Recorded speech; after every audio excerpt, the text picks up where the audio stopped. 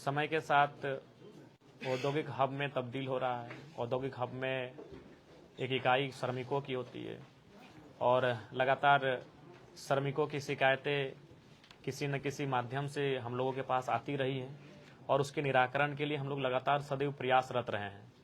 चाहे मुआवजा को लेकर हो, किसी अप्रिय घटना में धरने पर के माध्यम से हो या अन्य प्लेटफॉर्म के माध्यम से हो, लगातार हम लोग श्रमिकों की, मजदूरों की आवाज़ को बुलंद किए हैं और एक दबाव समूह के माध्यम से, दबाव कार्य के माध्यम से प्रबंधन को उनके पक्ष में फैसला लें, उनके पक्ष में निर्णय लें, उसको मनवाए हैं। लेकिन लगातार 3 वर्षों के संघर्ष के बाद एक बौद्धिक खेमे से बातचीत मंथन के पश्चात ये बातें निष्कर्ष में छनकर आई कि एक सिस्टमैटिक प्लेटफॉर्म में आना चाहिए।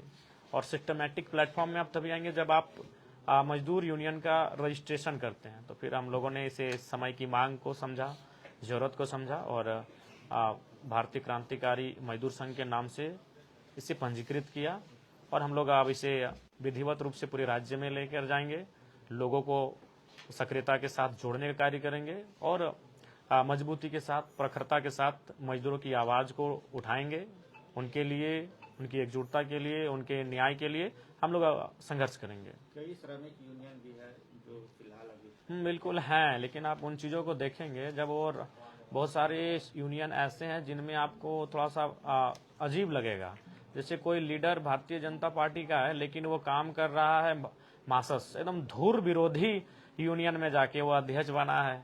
तो ये चीजें अब लोगों को भी समझना चाहिए कि आज लेफ्ट और राइट, बीजेपी यानी राइट पॉलिटिक्स और मार्क्सिस्ट यानी लेफ्ट की पॉलिटिक्स, बिल्कुल दो नॉर्थ और साउथ पोल की तरह काम करने वाले। लेकिन यहाँ ऐसा भी देख रहे हैं कि वो राजनीति कर रहे हैं भारतीय जनता पार्टी से, तो मजदूर यूनियन में है मार्क्सिस्ट के साथ, कोई मार्क्सिस्ट में राजनीति कर रहे हैं तो मजदूर यूनियन में किसी अन्य के साथ है। तो ये सारी चीजें स्पष्ट बता रही हैं कि केवल अपने फायदे के लिए वे लोग मजदूर यूनियन का काम कर रहे हैं।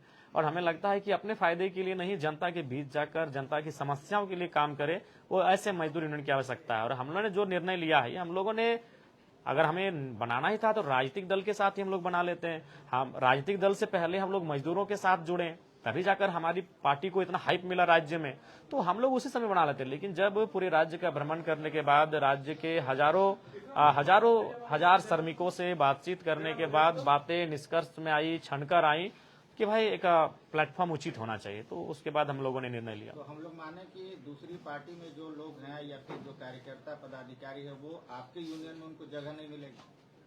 देखिए, हमारा यूनियन, हम लोग प्रयास करेंगे कि इसमें अगर ऐसे लोग अगर आते भी हैं तो उनकी मंशा के साथ कि भाई मजदूर यूनियन, कहीं ना कहीं मजदूर हमेशा अपने आप को धोखे में पाते हैं, तो अगर उनकी मंशा निष्ठापूर्वक है तो उस पर हमारी जो एक स्क्रीनिंग टीम रहेगी वो विचार करेगी, उनकी रिपोर्ट आगे बढ़ेगी, उसके बाद निर्णय लिया जाएगा। लेफ्ट और राइट का इशारा किस नेता की तरफ? नहीं, किसी पार्टिकुलर नहीं, ये चीजें नहीं, किसी को नहीं, ये किसी पार्टिकुलर के लिए नहीं, ये चीजें मतलब देखने को मिलता है कि भाई मजदूर यूनियन के नाम पे आज अगर बाकी मजदूर यूनियन सटीक सुदृढ़ रहते हैं तो हम जैसे युवाओं को, कॉलेज में पढ़ने वाले, अभी तो हम पीएचडी का एनुअल रिपोर्ट सबमिट करके आए हैं, तो हमें यहाँ आने की क्या आवश्यकता थी। हम लोग अपने विश्वविद्यालयों में अपने बेग बस्तों के साथ होते हैं। तो कुछ चीजें रही जो आज हमें चाहे राजनीतिक दल के रूप में या मजदूर यूनियन के रूप में यहाँ तक लेकर आई है। सूर्या हंसदा की जिस तरह से मौत हुई, क्या कहेंगे जी? उसका उत्तर हमारे विधानसभा बजट सत्र के एक डिस्कशन में मैंने, जब एक मंत्री जी ने हमें टोका था, उसी में मैंने उस डिस्कशन में दे दिया था कि किस प्रकार से आज परिस्थितियां हैं। बिल्कुल आज एक वैचारिक वर्ग को, बौद्धिक वर्ग को बैठकर चिंतन करने की आवश्यकता है कि सूर्या हंसदा अर्थात एक संथाल समाज से आने वाला व्यक्ति जो राष्ट्रपति के पद तक हैं, आज माननीय मुख्यमंत्री के रूप में है, और अगर उसी तबके से आने वाले लोग अगर इनकाउंटर का सामना कर रहे हैं अभी अपने ही राज्य में, झारखंड में, तो हमें लगता है एक बार विचार विमर्श करने की आवश्यकता है। और जहां तक उनका सवाल है, उनसे हमारे दल में आने से पूर्व वह भारतीय जनता पार्टी से 45,000 के आसपास वोट लाए थे, तो उसी बिहाफ पे उनको हम लोगों ने चुनाव लड़ा था। बाकी चूंकि इस बार का चुनाव काफी कम दिनों का था, मैं खुद 2 सीटों से चुनाव लड़ रहा था, तो हम लोगों को धनबाद, बोकारो, गिरिडीह, रामगढ़, 4-5 जिलों के बाहर के जो प्रत्याशी रहे उनके बारे में आकलन करने का समय अवसर नहीं था। बस हम लोग ये सूचना थी कि वो 45,000 के आसपास वोट लेकर आए थे, तो फिर हमने कहा कि चलिए अगर 50 तक आएगा तो हमारा एक वहां साख बन जाएगा। सूर्या हांसदा की मां ने जो आरोप लगाया उस पर क्या?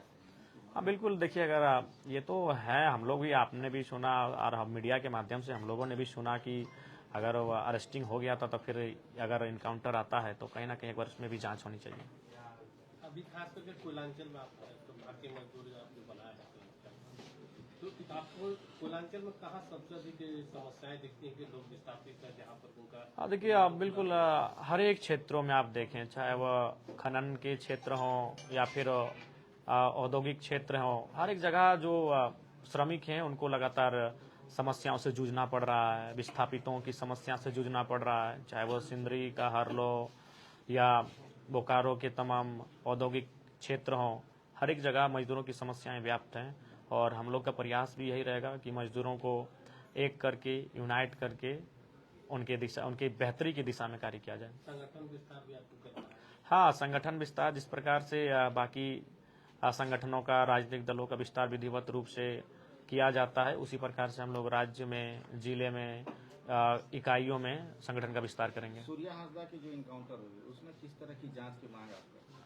बेहतरीन जांच हो, सीबीआई हो जाए तो बेहतर होगी, ताकि दूध का दूध और पानी का पानी हो जाए। क्योंकि इसी तरह से अगर आदिवासी राज्य में अगर आदिवासी इनकाउंटर के नाम पर मारा जाएगा तो फिर बिल्कुल सवाल तो, प्रश्न चिन्ह तो होगा, और बिल्कुल इसकी जांच होनी चाहिए।